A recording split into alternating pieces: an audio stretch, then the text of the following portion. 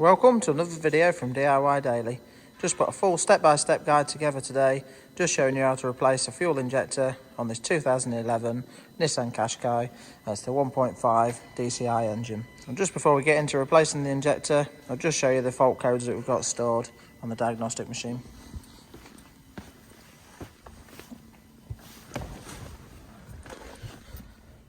Now the initial symptoms it was having on this, we've got the red engine light on and the actual engine was misfiring, so it's running quite lumpy. Now we're using this, since we've got this new top-down machine, the Phoenix Lite 2, we've been using this quite a bit. It's been a really good bit of kit to be fair so far. Haven't really found anything that it hasn't been able to do. So, but yeah, we've got the ignition on. If we just go into the fault codes, we can just see the one that we're concentrating on. We've got P0203 cylinder 3 injector fault. Now this vehicle's actually already had cylinders 1 and 4 replaced quite a few miles ago now, but seems to be quite a common issue on these, so I thought I'd put a video together on replacing it now.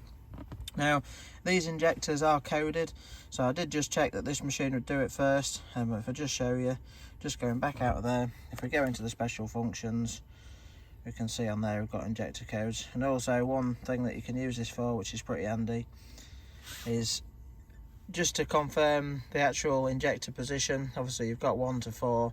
Most cars start 1 at the cam belt end going across to the gearbox end. Some French stuff starts from the gearbox end going back, and some models can actually have it in the firing order. So one thing that's really sort of handy, and you can just check on here quickly, is we've just got the actual, you can see what codes are in them at the minute, and the codes are on the injectors themselves, but we can see cylinder 3 relates to this code there. So once we get to the injectors, we can check for that code on it, and then we'll know that that's relating to the right cylinder.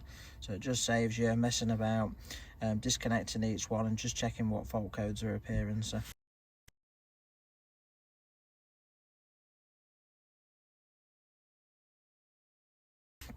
now, just before we get into the video, if you haven't already subscribed to the channel, just click on the red subscribe button, just to make sure you don't miss out on any future content. But we'll just turn the scanner off for now. We'll get into replacing the injector, and then we'll run you through coding that after. And I'll just show you quickly as well. If you check the links in the description below, I'll put a link to the injector and where you can get one from. But the injector itself, on the packaging, we've actually got, you can just see we've got the injector code there as well, which we're going to need to configure into it once we're done. So we'll just get under the bonnet now and run you through the replacement of the injector itself.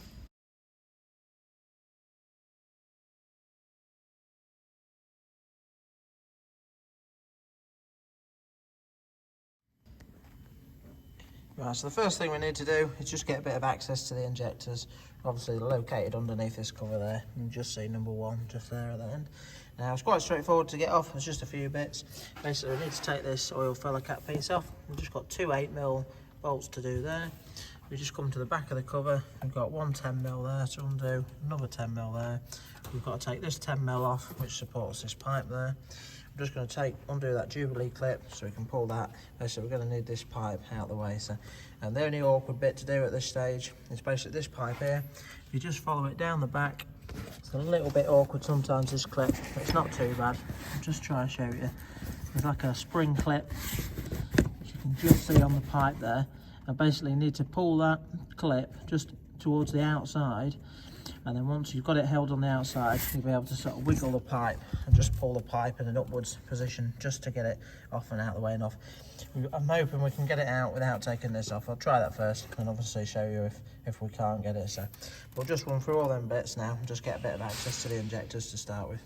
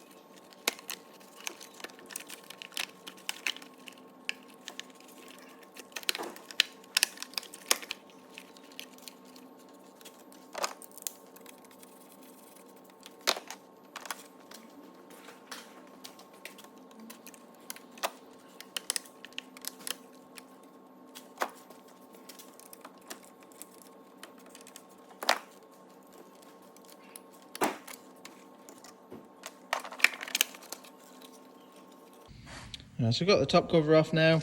Now sometimes you can get them out without having to move this piece, but it's just a little bit tight against the sensor there, so rather than risking damaging that, I decided to move this as well. The only difference with moving this is fairly straightforward to get out of the way. You just need to use your flat bladed screwdriver again, just pop that clip up, and then you've just got a 10mm nut just holding this one on there, but you can't, the nut sort of goes, the stud goes through the back, so it holds it quite tight, so you actually need to undo the nut off there and then the nut off this piece as well, and it's just, you sort of undo the bracket instead, and that allows you to pull it off and out of the way.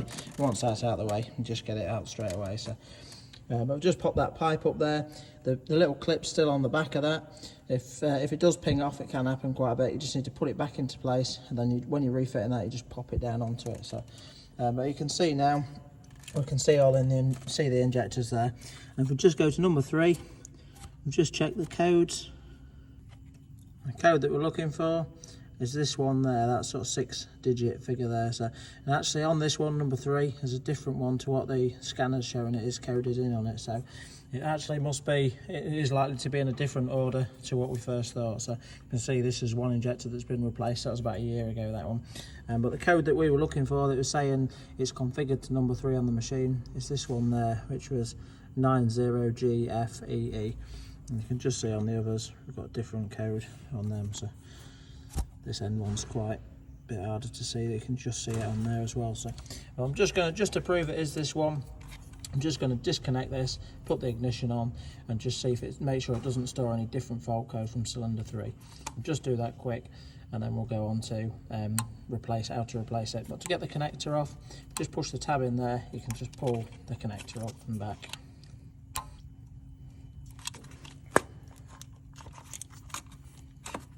Obviously at this stage I don't want to start it up at all with quite a few bits disconnected, but if we just put the ignition on with it completely disconnected, it'll be enough to log a fault code with the injectors. Right, so now I've got that disconnected, I'm not going to strike it up, but just put the ignition on a few times, just off and on. Now you can, it's not too, but I haven't got too many things disconnected there, it wouldn't harm it just to strike it up to confirm it as well, but I think with that disconnected, just putting the ignition on should be enough to prove that one at fault. So if we just go back into the fault codes, just see it's actually got another fault code as well now, again relating to cylinder 3, so that just confirms that it's definitely that cylinder. So we'll just get on now and replace that injector and run you on to the next step after that. Right, so to get the actual injector out, next thing we're going to need to do, we've got the return pipe here that just simply pushes on this model. It's not too bad. Some have like clip styles on them which are a little bit awkward, but basically just need to pull that pipe off there. It might be a little bit tight, we're just going to work that, just pull it off and tuck it out of the way. We've got the high pressure pipe there to undo. We've got a 17mm spanner for that. We'll undo that there and at the rail as well, so we can get the pipe out of the way. And once we've got that out of the way, we're going to undo this 10mm bolt just there, which is holding the fork clamp, holding it in. So I've opened this in too tight tonight. They're not normally too bad to get out these, but we'll get all this stripped down and have a go see how it is.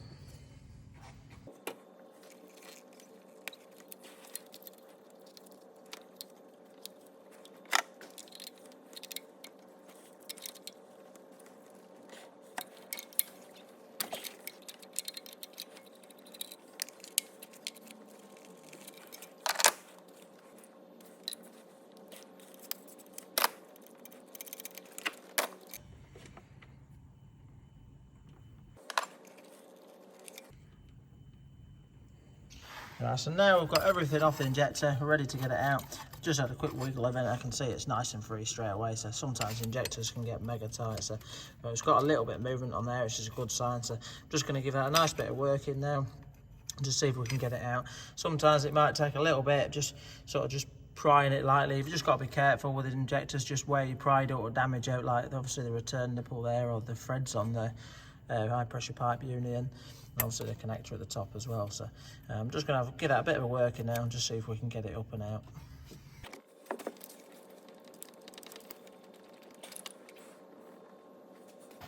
See, that's come out not too bad at all really. I'm straight out, and you can see it's actually got the seal on there as well. Now I'll just show you, I've got a tool for cleaning the bores out and for removing the seals as well. I'll just show you that quickly because the seal removal tool is a real handy bit of kit. You can just see down the borehole. And this one doesn't actually look too bad at all. Now some of them, where they've been blowing and they fill it up with carbon, they do really want a good clean out, but this isn't too bad at all. I'm just going to give that a bit of a clean out with a rag and just see what it looks like. But basically the kit that we've got, now these are mega handy for getting the copper seals out. All you do is just thread it in. It's just like a little slide hammer. But again, I'll put a link in the description below to these.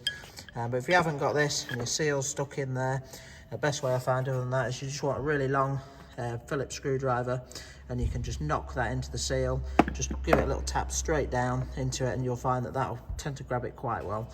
That's sort of the best sort of method I find of getting them out if you haven't got that sort of tool there. But this is a kit for cleaning it out.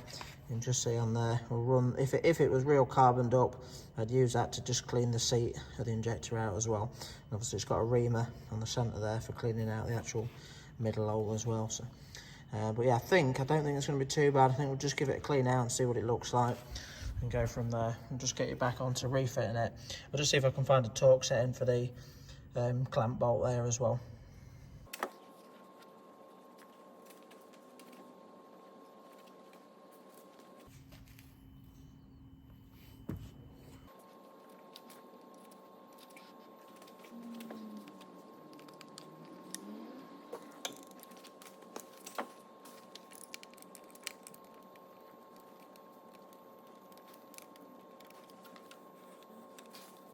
Right, so the injector bore roll is nicely cleaned out now. Next step, we're just ready to fit the injector into place.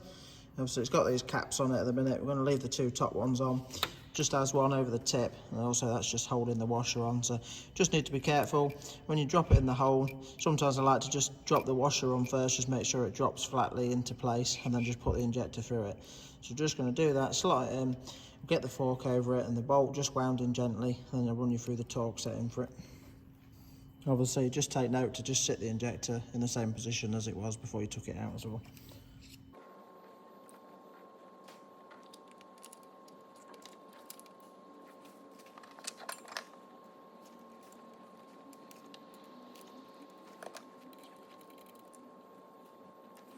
Right, so just wound the injector bolt in by hand. Next thing I'm going to do is just torque it up.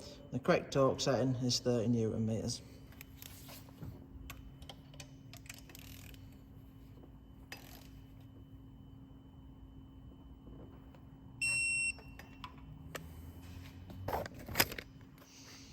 Right, so injector's in, all torqued up correctly now.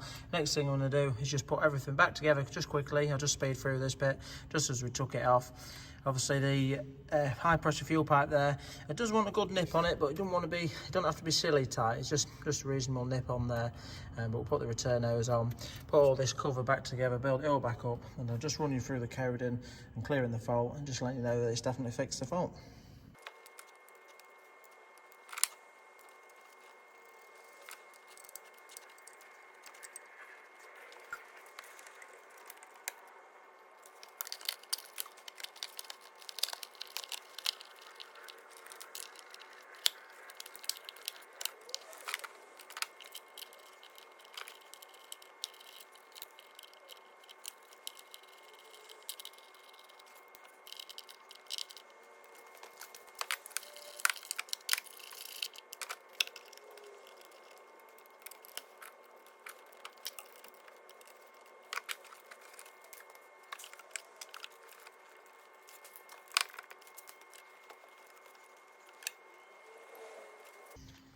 So we've got everything back together exactly as we took it off now. Next thing we're going to do is just run you through the coding. So we go back to the diagnostic machine. Right, so we're back in the car now. First thing we're going to do is just go back in with it, just clear out the fault codes.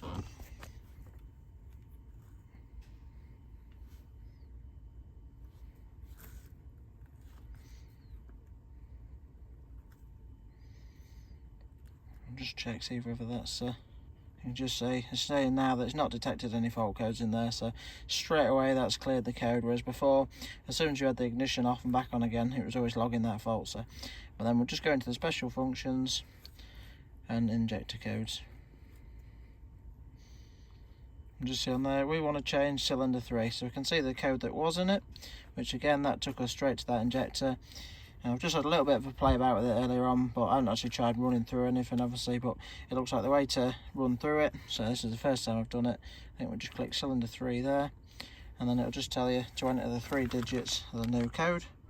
Sorry, the 6 digits of the new code, which we've just got there. So we're just going to input that now.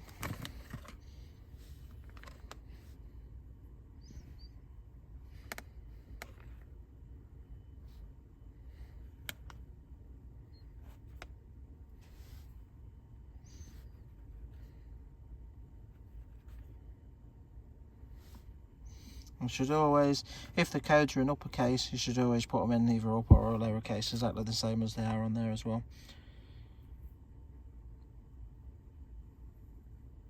So we can just see there, the value to set is there, and the value that's in it at the minute is there. So you can just compare the two. Now we're ready to do that, we can click the start.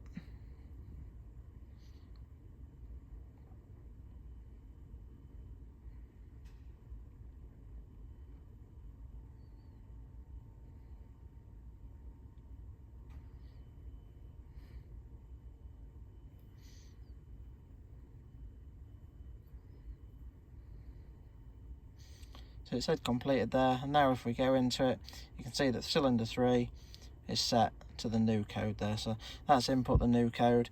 All I'm going to do now is just have a quick check, just make sure there's still no fault codes, and just see no fault codes still in there. So got that now. We'll just give it a run, give it a decent 5-10 mile road test, and I'll just update you, let you know that it's definitely fixed the fault. So just got back from about a 5 mile road test. It's running spot on now. It was misfiring really bad before, dead lumpy, but you can see it's idling smooth now. Revs up nice and clean. There's nothing wrong with that at all now. Just plugged the scanner back in. Obviously the engine light didn't come on, but I've just plugged the scanner back in just to see if any fault codes have come up. Not all fault codes put the engine light on, but you can just see it's not detected any codes as well. So, but really impressed with this top-down machine. So I've been using this a couple of weeks now. It's another thing that has proved it's been able to do. Obviously coding injectors. Not done many injector coding. Not coded many injectors with it yet, but we've done a lot of DPF work with it, done a bit of AdBlue work with it, and we did plug an old BMW in earlier on today and just read the actual speed for an ABS fault on there as well. So it's just tested out one of the old connectors. But yeah, I just thought I'd put the video together in case anyone want to have a go at theirs. We hope you liked it. If you did, give it a quick thumbs up and subscribe to the channel. Thanks for watching, and we'll see you next time.